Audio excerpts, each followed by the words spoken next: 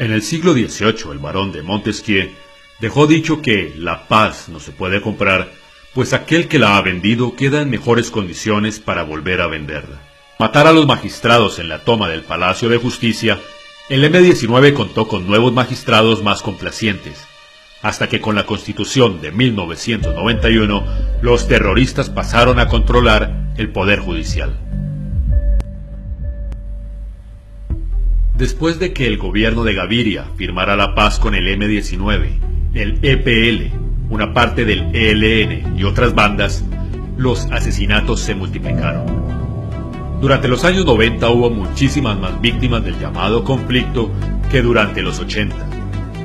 Los dirigentes más dinámicos del M-19 pasaron a las FARC, como es el caso de Pablo Catatumbo y muchos otros. Los dirigentes veteranos de la Unión Patriótica, que era el brazo político de las FARC, se pasaron a la Alianza Democrática M-19, como fue el caso de Angelino Garzón.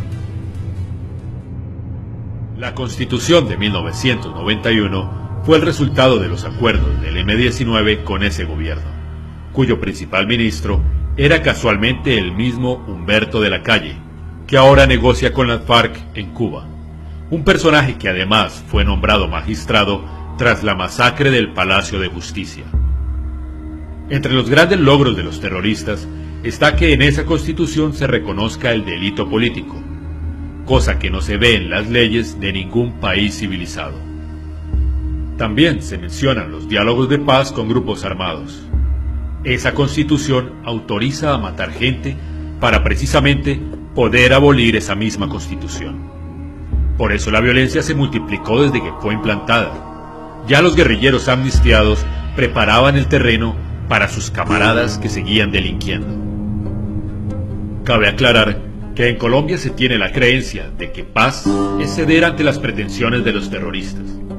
Los gobiernos de los 90 estuvieron especialmente dispuestos a buscar esa paz, lo cual influyó en los avances de las FARC y el ELN durante el gobierno de Samper, que forzaron al gobierno de Pastrana a cederles a las FARC un territorio del tamaño de Suiza, en el que reclutaron a miles de niños, asesinaron a miles de personas, escondieron a miles de secuestrados, entrenaron a miles de asesinos y produjeron muchísimas toneladas de cocaína. Durante ese periodo, los terroristas llegaron a ser tan poderosos que dictaron una ley, una orden criminal de extorsión por la que cada colombiano que poseyera más de $1 millón debería darles el 10%, la tristemente célebre Ley 002. También los secuestros se multiplicaron hasta un promedio de 10 diarios durante los años 2000 y 2001. Las presiones de la prensa y de los jueces para favorecer a los terroristas fueron mayores que nunca antes. Gracias a su rentabilidad, el negocio de la mal llamada paz tiene una populosa clientela. Esa clientela, formada sobre todo por empleados estatales, había prosperado muchísimo durante esos años. Cientos de miles de personas se pensionaron antes de cumplir 50 años, con sueldos que a menudo eran decenas de veces los que alcanzaban los colombianos humildes. El coeficiente de Gini, que mide la desigualdad, aumentó casi 10 puntos entre 1991 y 2002, cuando Colombia llegó a ser uno de los países más desiguales del mundo. El precio que pagaron los colombianos por la ilusión de la paz durante el gobierno de Pastrana fue muchísimo más alto que el que pagaron durante los gobiernos de Betancourt y Gaviria, y el único resultado fue que se cometieron muchos más crímenes que antes. Las negociaciones de La Habana solo terminarán con el triunfo completo de las FARC, a no ser que un gobierno firme o una movilización ciudadana consigan impedirlo. Todos los negocios de las bandas terroristas han experimentado una gran expansión desde que subió Santos al poder, y más aún desde que se anunció la negociación. Es como cuando una empresa obtiene un contrato gigantesco que sus acciones multiplican su valor. Pero los terroristas dicen que los que no quieren premiarlos es porque se lucran de la guerra. Es otra mentira típica, es otra forma de matar. Atención a estas declaraciones de Gustavo Petro. Neutralizar, más exactamente, toda una construcción política y social que intenta sabotear la paz, la posibilidad de la paz.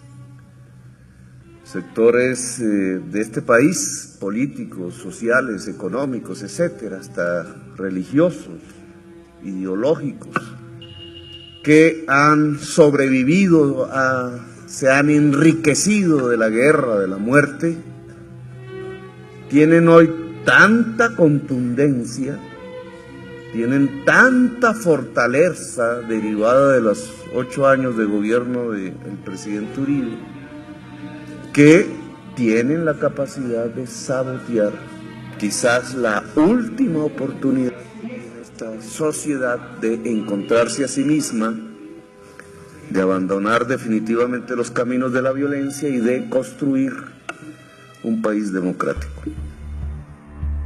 Los enemigos de la paz son los criminales totalitarios, no quienes queremos un país tranquilo y productivo.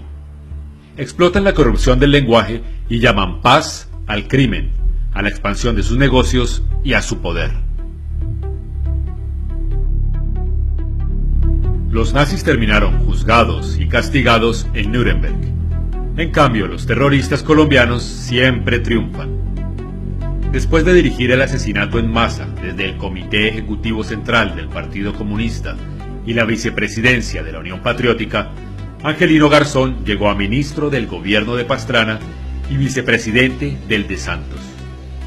Lo mismo Gustavo Petro, que como dirigente del M-19 tuvo que ver con las alianzas con Pablo Escobar que condujeron a la toma del Palacio de Justicia y con muchísimos otros asesinatos y secuestros.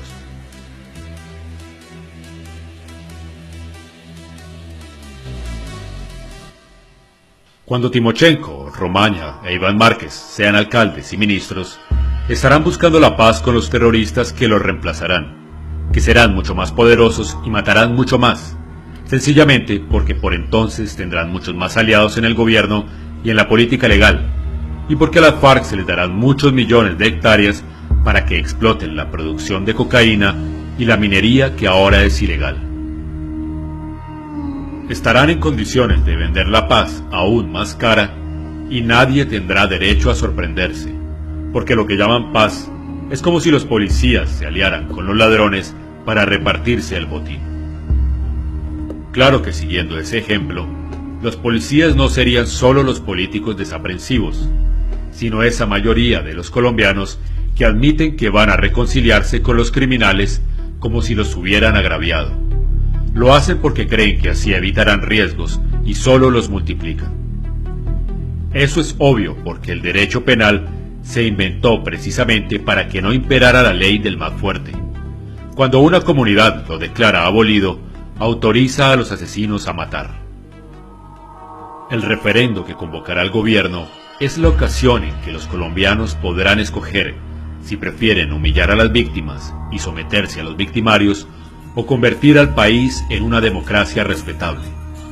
La inmensa mayoría puede escoger, y esa decisión marcará el destino del país y las vidas de los colombianos en los próximos años.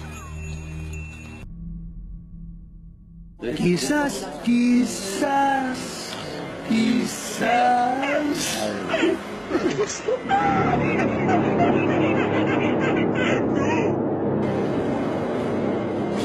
No,